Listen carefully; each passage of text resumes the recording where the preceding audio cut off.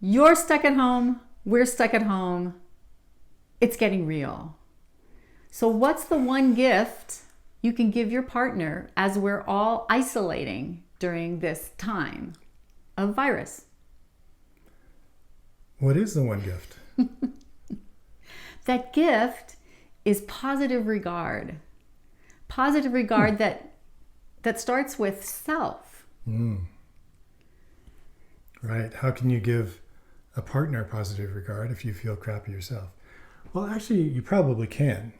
You could override your own negative self-thought. In fact, that might be a way to get out of your negative self-thought is by thinking positively about your partner, doing something positive for that person, saying something positive to that person, saying something positive about that person, and then magically your mind kind of matches it. So what you're saying is if you do something to change your internal state of being, whatever that is, whether you're self-regulating for yourself or you're regulating for your partner, either way, that's a gift. Yes. And it becomes more and more and more important because our rhythms, our patterns are being disrupted. Right. And we're having much more exposure to each other. You know, I might when this video is over, I might just go, I'm out of here. You know, I want to go to my own space now. And I probably will do that. So there is a need for space, separation with your partner. But when you are with your partner, because you're both in the kitchen at the same time, or you're both in an office space at the same time, or some other reason, you live in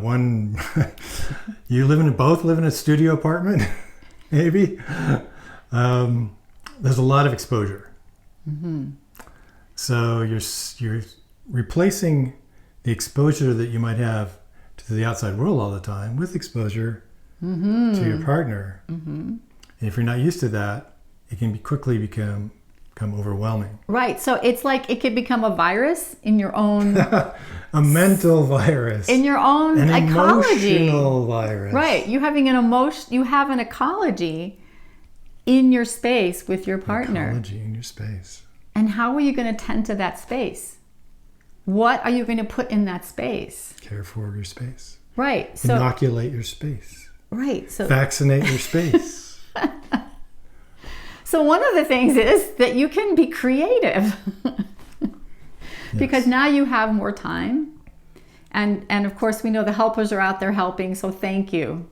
Thank you for that. And you have your own particular set of stresses that you're going to come home to.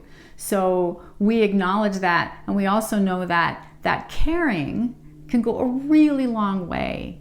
So Seva, what if someone says, well, if I'm always positive, then I can't speak my truth. Yeah, this is all bullshit. Pollyanna bullshit. And it doesn't match what I'm feeling. Right. You know, you suck. That this is something that couples come to us with is... So true. Well, I need to speak my truth. I need to speak my truth. And what we want to gently point out is first of all, your truth changes moment by moment. Basically all the time. By moment. I mean, there are some things that reliably over years, let's say, reoccur. And that might be a more fundamental truth. I like to exercise. I have to exercise almost every day to feel sane and good. And that's been the way since I can remember. And so that is a really, for you, a solid truth. But give an example of something that would be an ephemeral truth. Like something that is something in the moment because you might be having a moment of stress. Let's say you said something like, could you please do the dishes? And my truth might be, why did you ask me that? I do the dishes regularly. Why do I have to do them right now? In fact, I probably do the dishes 55% of the time. It's out of balance already. Why the heck are you asking me to do it now? So can you see where this conversation is going? The outcome of this conversation is not going in a positive direction. No, doesn't feel good to either one. I mean, there is like a release of tension for me momentarily, which I transfer to my partner, and it grows. And then it's going to come back to me. Right. So our ecology now. Our ecology is like infected. So let's go back to the dishes. Okay. And let's use that as an example of the way we're going to keep our environment pristine. Okay. So I always do the dishes. Every time I look, there is a dish in the sink, and you don't ever seem to see that dish and do anything about it. That's my truth. Oh, I didn't know you felt that way. Tell me more. So at this point, I have his permission to start to discharge, because he's already set himself in a positive regard state. So speak about that. Yes. I'm not going to take anything personally in this case. It's just words, and there's some energy involved. I'm just going to let the energy fly around. I'm not going to take the energy in. And I know from experience and practice that the energy will just dissipate on its own. I don't have to do anything. I don't have to defend myself. I don't have to fight against it. I don't have to do anything except just, isn't that interesting, what you're saying? I don't even have to have a thought about whether it's true or not.